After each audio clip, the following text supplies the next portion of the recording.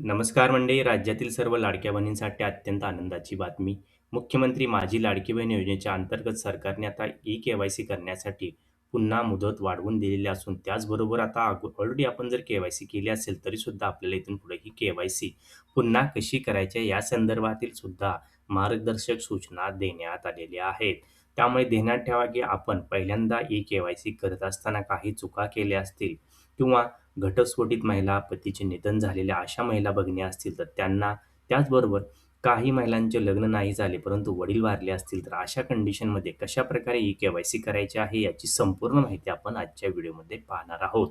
तर मंडळी, चॅनलवर नवीन असेल तर चॅनलला सबस्क्राईब आणि व्हिडिओ लाईक करायला अजिबात विसरता कामा नये. तर चला आता आजच्या व्हिडिओमध्ये सर्वात प्रथम आपण पाहूया, की ही के-वाय-सी कुणासाठी आहे.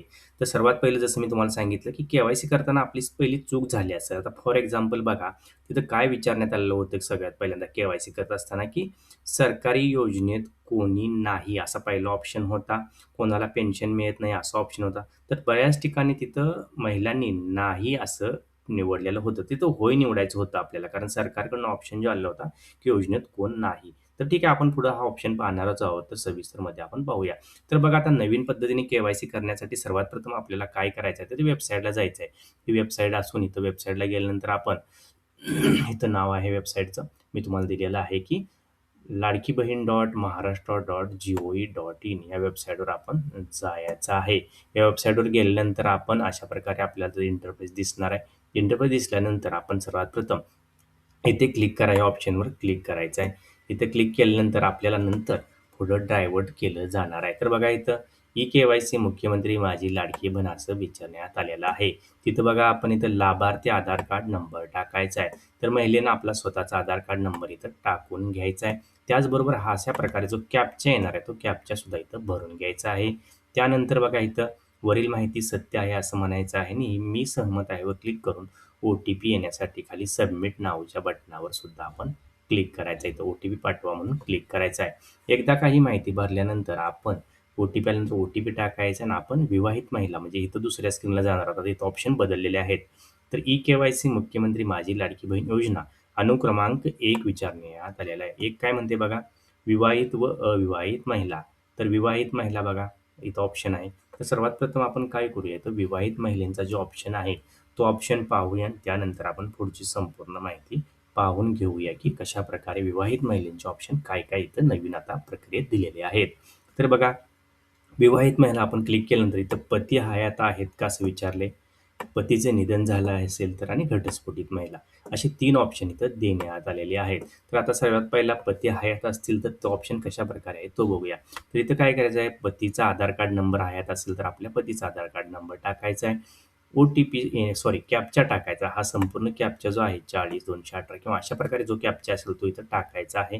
मी सहमत आहे म्हणायचं आणि खाली सबमिट बटनावर क्लिक करायचं आहे. सबमिट बटनावर क्लिक केल्यानंतर इथं आपल्या पतीचं नाव दिसून येईल. आपल्याला ते कन्फर्म करून घ्यायचं आहे, आपल्या पतीचं नाव योग्य आहे का? त्याचबरोबर आपला जात प्रवर्ग निवडायचा आहे. जो पण आपला जात प्रवर्ग असेल तो निवडायचा आहे. आता बघा, माझ्या कुटुंबातील सदस्य नियमित कायम कर्मचारी म्हणून सरकारी विभाग, उपक्रम, मंडळ, भारत सरकार, राज्य सरकार या स्थानिक संस्थेमध्ये कार्यरत. पहिल्यांदा विचारलं होतं नाहीत. तर इथं नाही म्हणून आपल्याला निवडायचं आहे सध्या. हे आपलं कोण नाहीच ना, अशा संस्थेमध्ये आपण कोण कामच करत नसेल तर आपण इथं नाही म्हणून निवडायचं आहे. बघा, एकतर बघा सरकारी कर्मचारी नसेल तर नाही म्हणून निवडायचं, असेल तर होय म्हणून निवडावं लागेल. आणि माझ्या कुटुंबातील सदस्य त्यांना पेन्शन वगैरे काय मिळत नाही, तर तिथं सुद्धा इथं आपण नाही म्हणून निवडायचं आहे. आणि इथं काय देण्यात आलं, इथं उपरोक्त अनुक्रमांक ए आणि बी मध्ये देण्यात आलेली माहिती खरी असून खोटे आढळल्यास माझ्यावर कारवाई होईल असं म्हणण्यात आलेलं आहे. अशा प्रकारे इथं सबमिट नावावर हे क्लिक करायचं आहे. इथं 2च महत्त्वाचे प्रश्न विचारलेत, की बाबा सरकारी नोकरीत आहे का आणि पेन्शन भेटते का? एवढे 2च प्रश्न आहेत. ते फक्त आपल्याला विचारण्यात आलेले आहेत. तशा प्रकारे माहिती भरायची आणि सबमिटवर क्लिक करायचं आहे. त्यानंतर बघा, असा मेसेज येईल, की तुमची के-वाय-सीची प्रक्रिया अगदी व्यवस्थित पूर्ण झालेली आहे. आता दुसरा ऑप्शन बघूया. ज्या महिलांचे पतीचे निधन झालेले असेल, अशा महिलांनी कसं करायचं? कशा प्रकारची के-वाय-सी करायची? त्यांनी काय करायचं आहे बघा, सर्वात प्रथम आपलं आधार कार्ड टाकल्यानंतर इथं आधार नंबर टाकून ओ-टी-पी टाकून पतीचं निधन झालं असं ऑप्शन निवडायचा आहे. ऑप्शन निवडल्यानंतर बघा, इथं काय करायचं आहे, परत इथं पतीचं व्यवस्थित नाव सिलेक्ट करायचं आहे आपल्याला, बरोबर आलं का? जात प्रवर्ग निवडायचा आहे इथं. इथे पण ऑप्शन आपण व्यवस्थित निवडायचे आहेत, जसं मी सांगेल तुम्हाला. त्यानंतर माझे पती हयात नसून पतीच्या मृत्यू दाखल्याची सत्यप्रत संबंधित जवळच्या अंगणवाडी सेविकेकडे 31/12/2025 पूर्वी जमा करीन असं म्हणण्यात आलेलं आहे आणि ही माहिती खोटी आढळल्यास माझ्यावर कारवाई होईल.